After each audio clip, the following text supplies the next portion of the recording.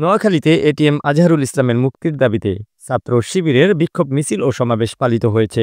বাংলাদেশ ইসলামী ছাত্র শিবির নোয়াখালী জেলার উদ্যোগে জেলা ছাত্র শিবিরের সভাপতি হাবিবুর রহমান আরমানের সভাপতিত্বে জুলাই সহ সকল গণহত্যা বিচার, এটিএম আজহারুল ইসলামের মুক্তির এবং সকল ফ্যাসিস্ট আমলে ছাত্র শিবির সহ সকল রাজনৈতিক মামলা প্রত্যাহারের দাবিতে বুধবার ৭ মে বিকেল সদর উপজেলার নোয়াখালী সুপার মার্কেট প্রধান সড়ক অবরোধ করে বিক্ষোভ মিছিল ও সমাবেশ পালন করা হয়।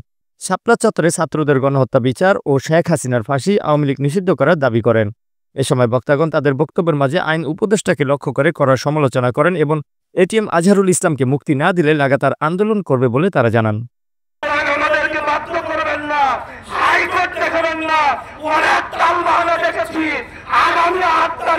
আগামী ৮ তারিখে আজহার মায়ের যে শুনানি হয়েছে, এই দিন তার মুক্তি নিশ্চিত করতে হবে।